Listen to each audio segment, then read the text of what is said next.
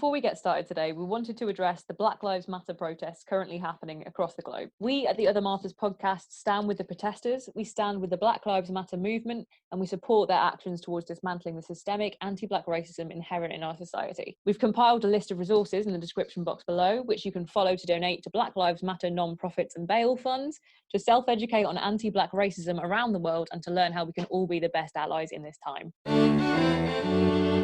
Hello and welcome to The Other Martyrs, the show where a drama student and a film graduate try to make sense of things we wish we were qualified in instead. A quick disclaimer before we get started. We don't claim to be experts on any of the topics we'll be discussing, so while everything we say will be based on individual research, it's just for a bit of fun, and we suggest you take everything we say with a pinch of salt. I'm Martha, the film graduate. And I'm the other Martha, the drama student. Today we have a special guest with us, Ned the dog. If you hear dog snores, it's my dog, Ned, who is joining us in his basket. So Martha, what are we going to be talking about today? Today we're going to be delving into some mythology. I believe you're going into some of the Norse pantheon, are you not? I hope what I've researched is Norse. Otherwise, it's going to be a bit awkward. It's not a surprise to us all. And I will be looking at Greek mythology, which is my favourite thing to do. I just want to ask, were you, as a child, were you one of those children that was massively into Greek mythology? Yeah, so one of the things that I am very grateful for about my upbringing is that we, my sister and I, were very much given Greek myths in the way that other kids were given fairy tales. So yes, I'm a big Greek mythology buff. That said, if I get it wrong, I'm not as big a Greek mythology buff as I thought I was. You're not a classicist. I'm not a classicist. No, I just enjoy the stories. Today, I'm going to be talking about Athena, goddess of wisdom and warcraft, who is one of my favourites of the Olympians. She was born, possible content warning here, as a product of rape because it involves Zeus, and Zeus is a massive plonker. Now, Zeus, in this case, seduced a titan called Metis, and then an oracle prophesied that Metis's first child would be a daughter, and her second would be a son who would grow up to overthrow his father. So Zeus is like, oh no, better end Metis, and so he decides to, eat her, as you do. You get a girl pregnant, you're like, oh, not entirely sure I should have done that. Possibly just because you're not ready for a kid, or possibly because you think that their child will then grow up and overthrow you. And so you consume them. So he basically is like, hey, Metis, come hang out. And she's like, yeah, okay, for some reason. And then he just like unhinges his jaw and surely there are other methods of birth control than eating the you would mother really of your think child. So, but the Greek gods are just kind of stupid, which is one of my favourite things about them. They're so flawed. I've noticed that also in my research of Norse mythology. Yeah, that the gods are weirdly stupid. Exactly. I think that's something that's really interesting about a lot of more ancient pantheons of deities, where there are multiple deities and where they are very flawed and often at war with each other and very capricious and very changeable. And it's not also, like you worship them because you should aspire to be like them. It's just that you respect that they have a huge amount of power. It's almost that you would worship them because you know that they are kind of reckless and might just decide to kill you for fun. They might have a temper tantrum and squash you. And I think that's a really interesting way of viewing the people in charge of your life. Zeus has now consumed the pregnant Metis. Then he gets a massive headache, probably because he's just eaten a human whole. Not a human, a titan. That's considerably like bigger and more of a thing. And so Hermes goes, I know, hey Hephaestus, Smith god, do you want to grab a wedge and just crack Zeus's head open? And Hephaestus is like, yeah, sure thing. So he does, and out springs Athena in full battle armour. Ha ha, win. So the moral of the story there is if you don't want your girlfriend to have a baby, use protection, don't eat her, because then... Good advice. A war god might be born, and she might be way cooler than you, which is what happened in this instance. Now, the dumbed down child's version of this story that I heard when I was younger was that a bee, I think, flew into Zeus's ear, and then Athena was born. But I think that was to try and make Zeus less of a terrible, terrible person. So I guess they were just trying to absolve him of the multiple things that he does wrong in the birth of his child. Not the best dad in the world. Yeah, don't be Zeus. Athena is the Greek goddess of wisdom and warcraft. There's also Ares, who is the god of war. Athena specialises more in battle strategy and being level-headed and using logic, whereas Ares is much more pow, pow, explosions, yeah! Like Ares, the people. I lived with two Ares in third year at uni. And we went out for dinner one time, and the two Aries were sat at the end of the table playing with a candle, running their fingers through the flame and then dipping their hands in the wax. Wow. And we were like, oh, there's the Aries of the group. Yeah, that's a very, whether or not you believe in astrology, I personally don't. That behaviour is quite Aries the war god-esque. As well as being wisdom and warcraft, she also has some lesser things that she patronizes, including art and artists. She and Hephaestus kind of jointly guide artists. Law, justice, handicraft, strength, civilization, courage, inspiration, skill, and maths. So it seems like STEM subjects just were on their own level already in ancient Greece. She's also the goddess of olives and weaving, because she was kind of the first person to make olives and weave, which we'll get onto. So she's a pretty powerful lady. She's got a lot going for it. Now, normally, Athena is depicted with her helmet and her spear, and often with her magical shield Aegis, which Hephaestus makes for her. This is the shield that is popularly depicted with the head of Medusa on it. Her symbols include owls, which is especially in her Roman version, Minerva, which we'll get onto, olive trees, snakes, and gorgons. She's known as a virgin goddess, although Hephaestus is said to have tried to have his way with her, and for want of a better term, he missed and accidentally impregnated the earth. Another win for Athena there. She was the protectress of many Greek cities, including Athens, named for her, capital city of Greece. Now, she and Poseidon actually had a contest over the naming and patronage of Athens, wherein they each decided to try and come up with the single best thing, the thing that would bring the most joy to the citizens of Athens. And Poseidon decided that the way to do this was to make a well full of seawater, because he's stupid. No one wants that, Poseidon. I know, I don't know what he thought it would be useful for, or if he accidentally made it seawater. I have an idea of what a well of seawater could be used for. Poseidon is not an idiot. They had no refrigeration, and yet they have caught so many fish. So if you keep the fish alive from the ocean to the you just well, want it to make salt cod. No. Oh. You put the Oh. you put the live fish in farming. the well, and then you don't have to go fishing for a couple of days. That's actually not a bad shout at all. I don't think Poseidon thought that much. I don't think Poseidon thought that much. But had you been there in Athens, you might have made it more of a contest. Athena decides to invent the olive. She sort of foresees Meze and goes, you know what these guys would really like? She makes an olive tree happen, and Poseidon's like, oh, that's not fair. You're the goddess of wisdom, not olives. She's like, well, I'm the goddess of olives now. They eat the olives, and they're like, yeah, this is way better than seawater. I agree with Poseidon. I think they should have had a salt well over a stupid old olive. I don't like olives.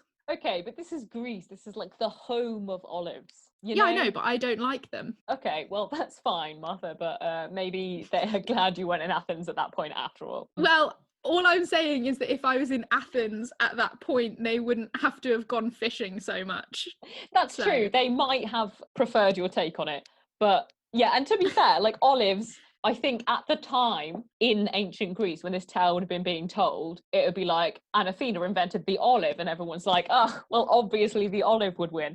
Whereas nowadays, olives are a bit of a Marmite food. So it would be like, and Athena invented a tree with crunchies growing on it, and we'd be like, obviously you pick the crunchy tree, you know? Yeah, I can see that.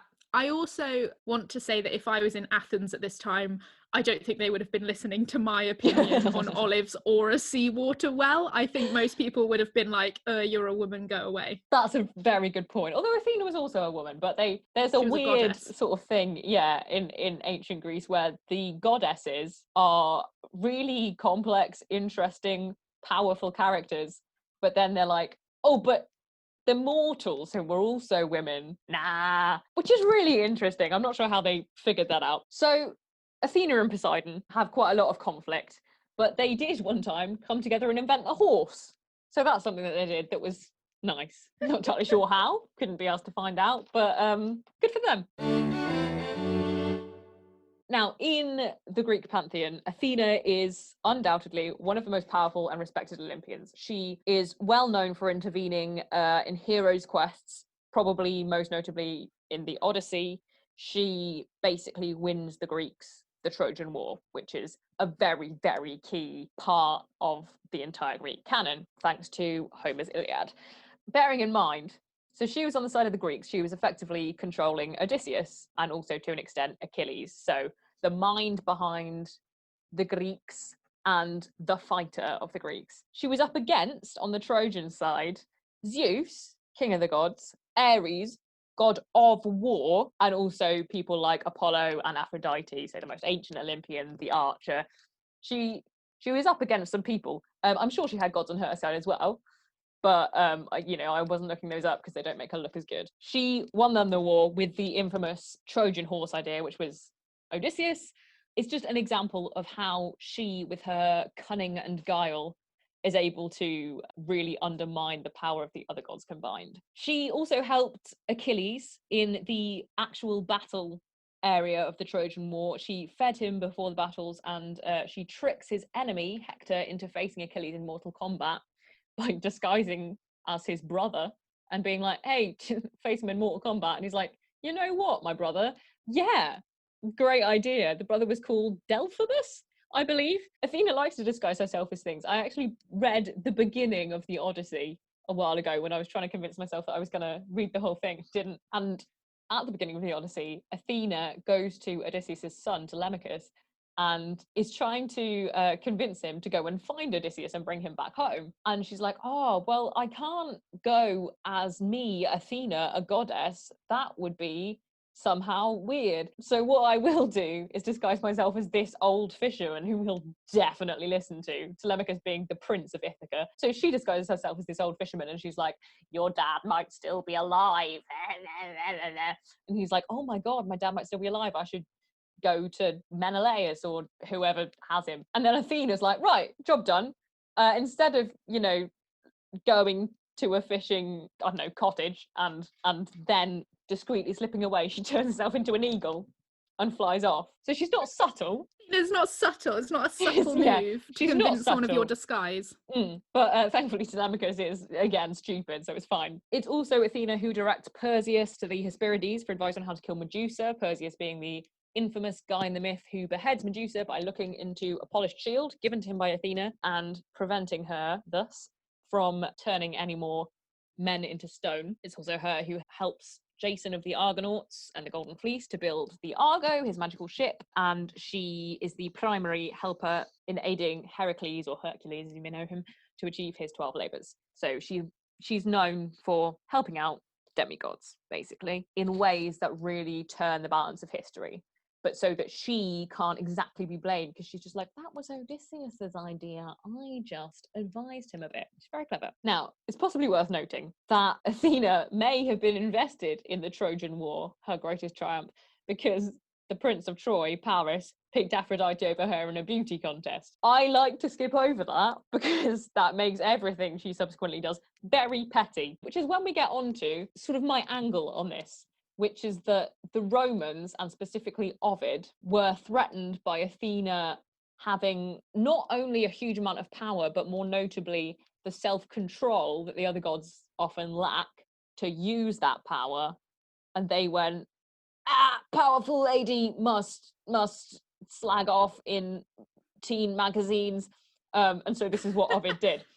This is my theory. Ovid, famous Roman poet, is particularly renowned for his metamorphoses. His work is often quite irreverent towards the gods, which is fair enough, because, the assault and genocide and terrible things in general that the gods are universally believed to have committed. That said, I think he has a particularly insidious quest against Athena. He was very clever with how he achieved this. So, firstly, we have the story of Arachne, which many of you may know.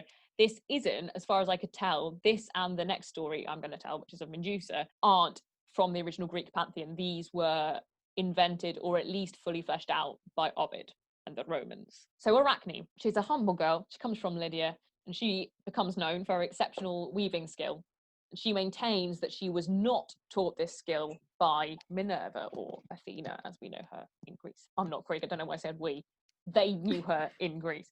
As we, the ancient Greeks, knew her. And you're actually a time-travelling ancient Greek. Yeah, and what we decided to do was bring you a podcast. Minerva challenges Arachne to a weaving contest because she can't have someone going around going, oh, I earned none of this from Minerva, but I'm a better weaver than her. So they have this weaving contest. Minerva weaves a tapestry of her victory over Poseidon in the naming of Athens, and also of the punishment of some blasphemous mortals, while Arachne depicts the gods being dickheads, basically, which, if it were another angle I were going for, is a whole interesting thing. But I'm being Team Athena here. Arachne's work is absolutely faultless. Minerva's work, also good, but she can't deal with the fact that a mortal Arachne is at least as good as she is. So she throws a tantrum, she tears up Arachne's weaving, and she starts beating her up with a shuttle. She's like, hey, let's have a nice weaving competition. You won. And then she just... Let's have a competition and I won't be angry with you exactly, if you happen to be better than skill. me. This gets to the point where Arachne is going to go and hang herself, at which point Minerva relents and turns her into a spider and is like, now you can weave forever. Like Arachnid with the like webs. Arachnid. You see what Ovid did here. He was not just a hat rack, but a clever man. That's one story which very much turns Athena into the petty bad guy who can't control herself. Another one, again in Ovid's Metamorphoses, is the origin story of Medusa. We've already touched on Perseus' defeat of Medusa and how Athena helped with that, but in the Minerva version, she also has a hand in creating the monster Medusa. So the legend goes that Medusa is initially a beautiful lady, and she is being pursued, surprise, surprise, this time by Poseidon against her will. She runs into a temple of Athena and begs for shelter and aid. It's not given to her. Poseidon follows her in, content warning, rapes her. I'm against the salty well now. Yeah. You kind of have to be against all of the male gods if you are a good person. Yeah, he violates her, and for that, Athena decides to punish Medusa by turning her hair into snakes. Now, the Greeks reappropriated this myth and tried to make it slightly less awful by having versions where Athena turns her into snake hair lady to protect her and gives her the power to turn men into stone. She's like, oh, shelter me. And Athena's like, oh, God, I have a few seconds. Here, that might freak him out a bit. And then just keeps it forever, I guess. Oh, God, I only have a few seconds. What can I do? I suppose it'll have to be the snake hair because I couldn't possibly just, I don't know, appear and be like, Poseidon, stop it. In my own temple, like, come on. I have to go for the snake hair thing. I've been trying it out a few times. Yeah, it's the kind of thing where you would panic and be like, oh, snake hair, you know. I can see myself doing it in that situation. It's like, I can see you doing that. Yeah. And then going, actually, this is a statement, let's keep it. And another version the Greeks have reappropriated, wherein Medusa seduces Poseidon in the temple of Athena as a kind of act of defiance. And Athena's like, yo, this is my temple, not cool. In Roman and Greek mythology, particularly Roman here, goddesses are often depicted as being very petty, unable to coexist as equally powerful and beautiful. They're always having competitions, they're always putting each other down, which we find in a lot of fiction nowadays as well. A note about this, in general, I'd say if the women around you seem to be tearing each other down, maybe take a little look at the structure you've built and be like, oh, are we blocking the women from getting to the top so they have to clamber over each other to get to the limited space we've left for them? Rather than, tossing all the crowns in the sea and then going, oh, women, there's a crown for one of you. Why are you fighting over it? To be fair, in Greek mythology, I think the female gods, the goddesses, aren't necessarily painted any less pettily and weirdly than the male gods. And so I'm not too mad about it. But Ovid does his sneaky little insidious thing because Athena in the Greek pantheon is depicted as kind and merciful towards mortal men who then worship her. But then in the Roman pantheon, she sees mortal women as her competition and she needs to smite them down. I think this is the key to the Romans' aversion to Minerva, the Greek version of Athena. They looked at the Greek pantheon and they thought there were too many chaotic, powerful women. And the idea that one of them has more self-control than her male counterparts, she's a virgin god, so she doesn't feel the need to achieve carnal pleasure. She fights her wars with intelligence and wit and isn't above holding a grudge, waiting until it's a good time to wreak mass destruction and then do that. And her direct counterpart, Ares, is very chaotic and all over the place and frequently loses battles because of it. And so Ares becomes Mars, which is a much more disciplined and structured god of war. And Athena becomes Minerva, who is very petty and can't coexist alongside women. So that's very interesting that they've done that. Yeah, I think it's a perspective, and I know there's a huge amount of classical stuff that I'm ignoring here in order to make my point. But it's a perspective that I think is valid, and it interests me as to why it might be that in ancient Greek society they were okay with that, and in ancient Roman society they felt the need to re-establish the status quo. Then again, one of my favourite things about the Greek canon, as we said before, is that the Greek gods aren't aspirational. They're petty and they're unpredictable. They overreact. They place very little value on human life. They kind of happy to treat entire civilizations as collateral in their little squabble with like their brother over, a cow. And within that, Athena is significantly flawed, but I love that she stands out as being, yes, vulnerable and not always right, but also kind and merciful, particularly to demigods, fiercely just and incredibly clever. So the moral of that, I didn't mean this to be quite so moral, but there we are. If you're writing YA, young adult fiction, the strong female characters don't have to be very unpleasant, socially inept, brutal people. They can be complex and kind, and you can just look back at the Greek pantheon. You've got a lovely example in Athena. Voila, that's a scraping the surface overview of the Greek goddess of wisdom and warcraft, why I'm intrigued by her, and why I think the power she holds is the reason why Ovid had to take her down. If you see a lady being dragged in the media for being like fat or having a family feud, probably means she's hella powerful. You should check her out. And that's me, done. Now we're done accidentally having a feminist lecture. Martha, what are you talking about today? So I am going to be talking about Norse mythology, specifically Loki. Lovely. Who I feel like Loki has become popular because of the Marvel films. Yeah, I think so too. I haven't really seen the depictions of Loki and Thor in the Marvel films, but I'd be interested to see how they differ. I haven't watched any Marvel film. Fair enough. Because I remember even when we were still at school and people would be going to see like, oh, I'm going to see Avengers or whatever. Yeah. It's been around for a while now, hasn't it? I felt behind then. I felt like there'd already been 3 films out then and I was too far behind. Now, like if you started catching up now, it would just be too much.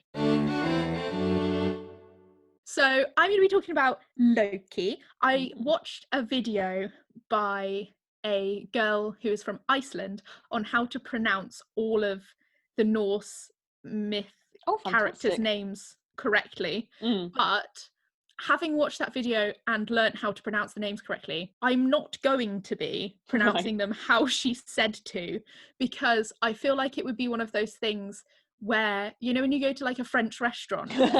Yeah, I know exactly what you and there's like that one person. Hi, can I have a soup l'orange?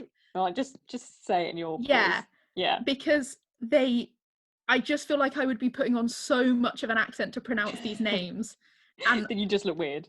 It would just sound so weird. Yeah. So I apologise to anyone who does know how to pronounce them correctly. The story I'm going to tell you is called The Master Builder. I will say I also, true to my own self from last episode, I have also read a book about this. Well, hey!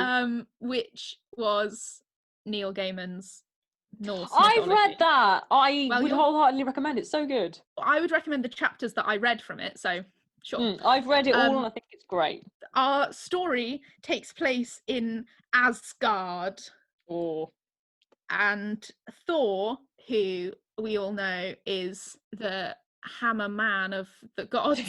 Yeah. I'm sure he would like to be referred to as such. The hammer man. The hammer man of the gods.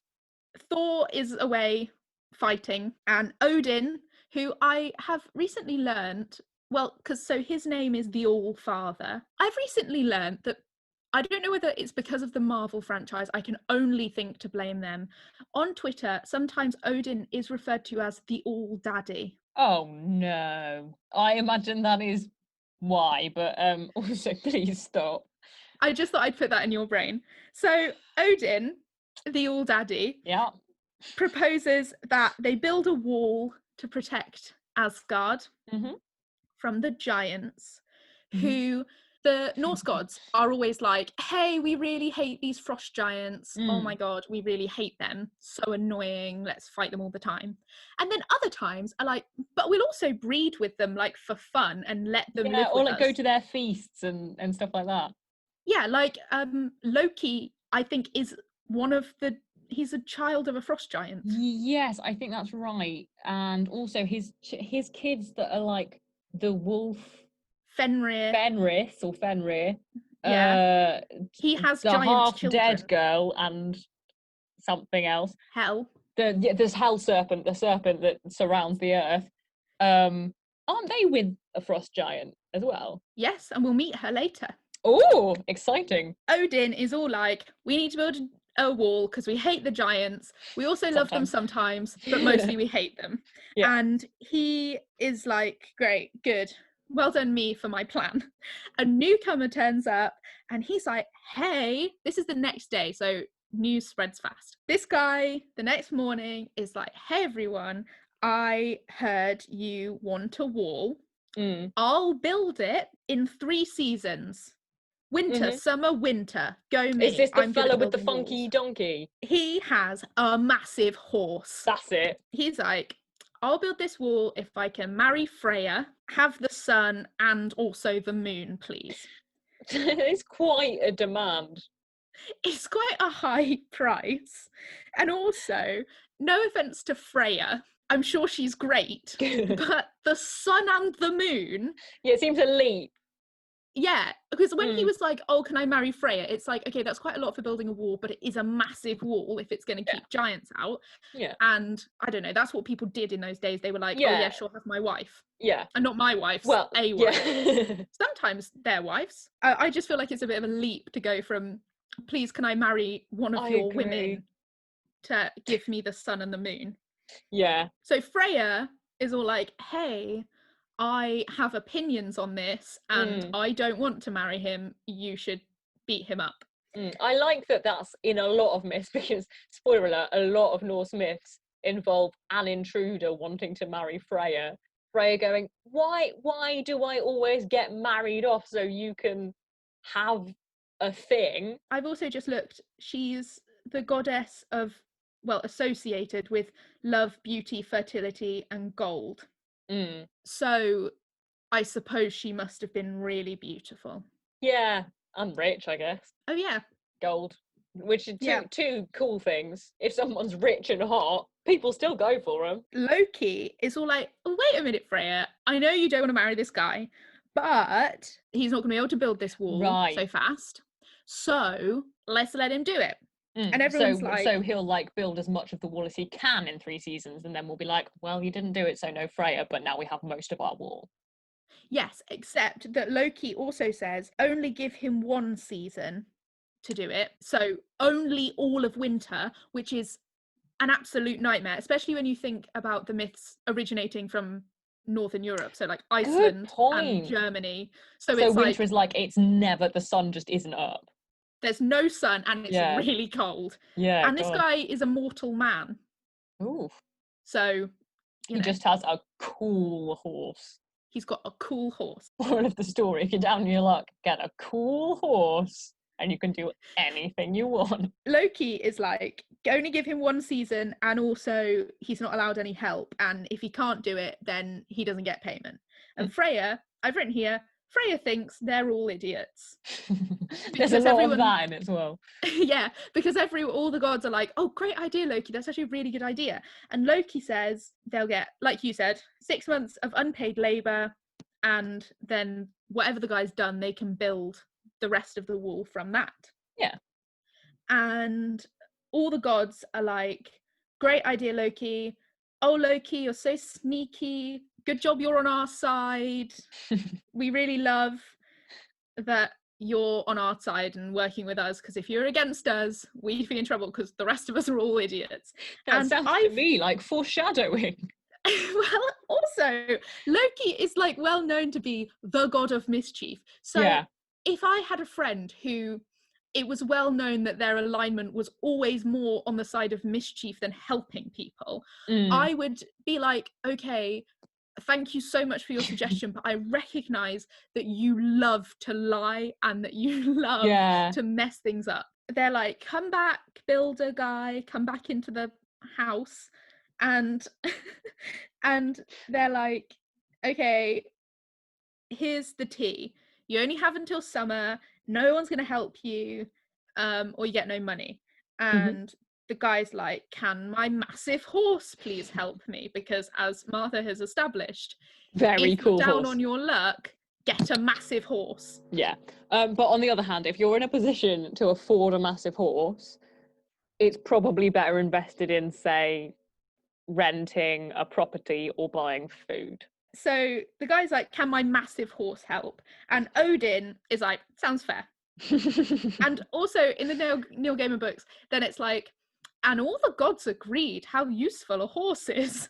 I love that. Another thing that I love about that book, and Neil Gaiman in his introduction kind of says that the reason he does this is because it's one of the things he loves about the way that Norse myths are generally told, is that they'll address inconsistencies between the myths, but they won't explain them. So there's one of the myths is where this beloved god is murdered, and then in a later myth it's like so-and-so god who once had been killed for his brains and stuff but now was alive again said this, and that's it. That's all you get. It's like, we acknowledge that this doesn't make sense. My idea of Norse mythology is that generally the most famous people that enjoyed a bit of Norse mythology were the Vikings. So they're on their boats for ages, like rowing around looking for some monks to murder. They're like camping in the cold, looking for civilizations to destroy. And so they've got a lot of time where they're like doing physical stuff or sitting around a fire. So my thinking is that people would have been like, yeah, I know, we've heard this one. Can we have a new one? And so like there would have been loads of like basically fan fiction of the Norse myths, where and then the popular ones became canon, and then it was like, well, just believe them both. Yeah, exactly. I genuinely think it's like fan fiction and headcanon that has become, oh yeah, well, we know he died, but also he's not dead anymore. I think you might be right. It's a classic pillar of fan fiction is, yes, my favourite character died, but they're not dead in my fan fiction. Thank you very much. They swear oaths, and they're like, great, swore an oath on Odin's spear, which we all know, an oath on Odin's spear, no one can break that oath. I don't know what happens if you break an oath that was sworn on Odin's spear. I don't know either. This guy starts like digging the trench, and it turns out he's actually really fast at digging, and all the gods are like, oh, hey. I love how they didn't consider that. Like, this guy comes and is like, I can build your wall in 3 seasons. And they're like, now, this guy's probably really bad at digging, so don't worry, Freya, you'll be fine. And then he starts and is good at digging, and they're like, oh God, we didn't think about if he was good at digging. Like, of course he's good at digging, he volunteered to do this. Yeah, it's not like a challenge that they set him. He set himself a challenge. I suppose shortening his time, like, by 2 seasons is quite a lot. Like, by a whole year, basically, they shortened his time. But, like, it's still, they hadn't considered he might be quite good at it. Yeah, they're like, oh God, he's really good at building walls. All the gods are like, oh dear, this is not going our way already. Which, you can't decide that after a man's dug a trench fast. Yeah, you can't be like, oh, we failed immediately, what a horrible thing we've done. Anyway, what a defeatist attitude. Especially like, from the all-powerful gods. Like, you are the Norse gods of the Vikings. If someone digs a trench fast, it's not the end. Guy gets on his massive horse and goes up to the mountains, and Loki comments on how strong the horse looks. He's like, oh, that's a big strong horse you've got there, sir. Oh dear, I've just remembered what happens towards the end of this tale. Yeah, just a bit of foreshadowing for Loki's taste in beasts. Hmm. So the man comes back the next day, he's got loads of stone, and he starts building the wall, and all Yeah. the gods are there because they've got nothing better to do. They were all like, oh, we could build a wall and it'll take us so long to build it. Meanwhile, they're all just stood watching a man build a wall. So if they could have stood and watched a man build a wall, surely they could have also built a wall. Yeah, I think laziness is a really big thing with a lot of gods. And also Yes. just the feeling that they shouldn't have to do something, even if it's something that is the difference between them surviving or becoming extinct. They're just Yeah, like, that's well, true. I shouldn't have to, so. I shouldn't have to build a wall to protect me against the frost giants that I've started a war with by Yeah. killing them the second I was created. Yeah, because I'm not a wall layer. What are those people called? I'm sure there's a name. Bricklayer. Bricklayer! Wall builder. I'm not a bricklayer. I'm the god of grain. Where did I get to? The man comes back, he's got loads of stone, and he starts building the wall, and all the gods are watching. Ah, that's where we were. And they're all starting to worry because it turns out not only is this man really good at digging, he's also really good at building walls. Again, a huge surprise. I'm shocked that the man who offered to build a massive wall is good at building walls. Exactly. Loki says, don't worry guys, the horse will get tired soon. Like, yes, it's a massive strong horse and I really like the look of that horse personally, but I don't think it can work for 6 months every day and not get tired. Which I guess is reasonable if they know it's a mortal horse. Freya is like, I hate you so much, Loki. This man's gonna have to marry me now. Well, I suppose she's saying, I'm gonna have to marry this man now and I hate you. I am just thinking though, for Freya, like obviously being married off to people as bargains is not good. People have agency. But for Freya, she is alive forever. And this guy will maybe live another, 50 years? Like for her. Probably not even that if he's a Viking. Yeah, true. And also, he's spending 6 months of his life doing non-stop manual labour. She'd probably be all right. But then at the same time, if she doesn't want to be married to him, she shouldn't have to, yeah. Like simple like, as, yeah. And she, at the time, was like, guys, I don't want to marry him. And everyone's like, don't worry, you won't have to. Each night, the builder leaves for the mountain, and every morning he returns with stone larger than the tallest man. Ooh. And Odin is like, hey, this wall is getting pretty tall quite fast, and we swore on my spear, so it's sort of like, we can't break this oath. Yeah. And then someone, because every day they're like having a meeting, like, oh my god, the wall's getting built, what a horrible thing. Someone suggests that the man might be a giant, and have they're they like, not checked this before? Well, I was thinking, if he's a giant, isn't he like, the point of a giant is that he's quite tall? Does he look really tall? Yeah. Is he a giant, would be my question. Yeah, that seems sensible. And Loki is like, even if he's a giant, he's not going to build this wall. So this guy turns up and is like, I can absolutely build this wall. Me and my horse, by the way, totally normal. And they just went, sounds legit. Loki's like, it's fine, guys. Seriously, don't worry about it. And the man builds all the way through the winter. It's snowing, and he's like, don't mind me, I'm going to build my wall. Not looking good. Spring starts to come. The wall is amazing. And it's the last day of winter. The wall's almost done. And all the gods are like, oh, the sun will have to live in the darkness. The moon, oh my gosh, we shouldn't have done this. And then Freya's like, and me, guys, thank you very much. I know I'm not the sun or the moon, but I'm here. This feels like a kind of cautionary tale against gambling in a way. Because like, if you think that you would actually have a terrible quality of life, if you did lose, maybe don't bargain with it. If there's any possibility that you could lose. They could have bargained, but instead of being like, okay, fine, but you only get like 6 months instead of a whole year, they're just like, yeah, sounds fair. Like, sure, yep, sun and moon, good. Freya's really angry, and she's like, I definitely think he's a giant at this point, and if he is a giant, Loki, and you've made me have to marry a giant, then I think whoever said that we should do this should be punished. And Loki is all like, oh, I don't remember who said we should have agreed to this. It definitely wasn't me. And everyone's like, it was you, Loki. Yeah. And we are going to kill you. So, oh dear. yeah, we'll kill you if he builds this wall. Which, a week before the wall is finished, I think I would have started thinking, like, how can we stop him? Not the day before. Yeah, also they've literally been having meetings every day, like, oh no, what can we do? And they've not actually figured out, oh, what can we do? They've cut it really fine. Also, in this meeting, in the book, someone also was like, oh, I wish Thor was here. He would have known what to do. And if I was Odin, I'd be like, guys, I'm literally like the wisest person in the world, and even I can't figure it out. Also, Thor is known for being stupid and getting his way out of situations by just bashing people with his hammer. But they never promised not to murder the man whilst he was building the wall.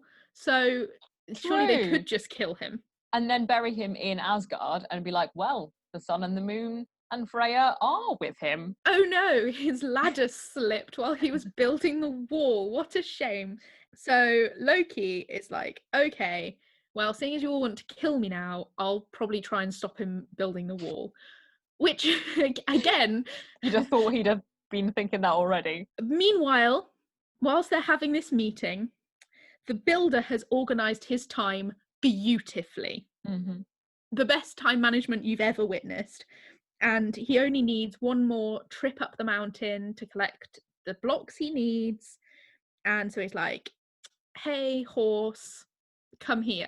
But the horse is prancing in the meadow where every day this guy would leave his horse. When the horse finally comes, the man realises that there is a female horse with his massive horse. And I just want to say that this massive horse is grey and the female horse is a chestnut mare, just to add some spice in there for everyone. That does help me to illustrate it, thank you. So the female and the male start flirting and the builder's like, oh my god, we don't have time for this, we need to get up that mountain, stop flirting. And the female like goes up to the male horse and is like, oh hi, and then she's like, chase me, and like runs off a little bit.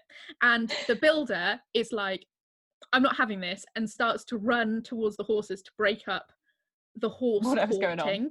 Yeah, because he's like, hey, I recognize that this is a beautiful horse, sure, but she'll probably still be here when we get back, and we literally have like 3 more bricks to lay, and then we get the sun, the moon, and Freya. Yeah, but the horse doesn't get any of those because it's a horse. True. So the horse is like, I think I'm going to cash in on my payment right now. And so the female horse sees the builder coming to stop them, and she rubs her face on the male horse and then like runs straight into the woods. Imagine if that's how fast. humans did it. Like, I'm tired of waiting for him to make his mind up. You're just gonna like bash your face against them and sprint. It might work. Some humans might do it like that. Yeah, to be fair. She runs off into the woods, and then the builder's horse goes after her and doesn't come back.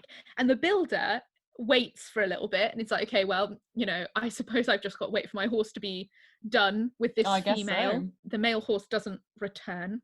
So the builder like takes up his little, Neil Gaiman described it as a stone boat, a boat for stone. So he carries the stone boat to the quarry by himself, only comes back with half the stone he needs. Oh no. And all the gods are there, like, oh no, no stone for you. Oh, I don't think you'll finish the wall with that stone. It's just awful. Yeah, like, they could have at least pretended that they were, like, happy with the deal that they'd got with this guy. No, they're like, sucks to be you, Stone McGee. You haven't got any stone. So mean. And then the builder is like, you've cheated somehow. Yeah. Somehow you've magicked a horse to lure my horse away. And they're like, we don't know anything about that. How could that have been done? They're like, we don't know anything about that. And then Odin, again, wisdom, goes, you cheated. Do you think we would have let you build our wall if we knew you were a giant? very much their problem and not his problem. And then the builder smashes up one of the rocks and he grows to be 50 feet tall. So he apparently was a giant. I guess. And he runs at the gods with the blocks as though he's going to club them all to death. Hold on, question. If he could at any point have grown to be 80 foot tall, you know the bit where he had to go by himself to the mountains? Could he not have gone by himself to the mountains, discreetly grown to his full height, had no problem plonking the same number of boulders as his horse would have done into his stone cart, taking it back? Yes, I think that every night when he went up to the mountains, because this guy is a mountain giant, I think every night when he went to the mountains, he was a giant, but he couldn't, as a human, then pull that much weight back into Asgard. I guess. Or even if he was doing that every time, it was still him plus his horse. He's like, oh, I'm going to club you all to death. And then Thor is like, no, you're not. And then he chucks his hammer at the giant and the giant dies. And then the gods are all like, well, we should have actually let him carry on building the wall before we started gloating at him that he couldn't finish the wall. And then stopped him right before he finished it and unearthed him as a giant. But they complete the wall themselves. It probably took them longer than 6 months to finish the last 20 blocks. And then Loki is suddenly gone for almost a whole year, and he's not there to be like, hey guys, the horse magically disappeared, what happened there? Does he come back a year later with like straw in his hair? And he came back almost a whole year later with an 8-legged foal that followed him everywhere. In one of the tellings of this, Loki was like, hey everyone, just so you know, I've got this spider horse essentially now, no one ask where I got it. If you're thinking about asking why I now have a baby horse that treats me like its mother, don't. Wow. I won't tell you. So Loki birthed a spider horse because, if you haven't realised by now, Loki was in fact the chestnut mare that flirted with the massive horse. I love how, like, as we were saying, there are a variety of ways in which the gods could have got around this, but Loki still chose to become a mother of a horse's children. I would say that Loki definitely took one for the team there. Yeah, I would agree. I think fair play to Loki. That is the tale of Loki's baby spider horse. Wow, what a tale. Right, and that about wraps it up for this week. So thank you very much for listening to The Other Marthas. If you enjoyed listening to two girls chat about things we are entirely unqualified to talk about, then do like and subscribe, and we will see you next week.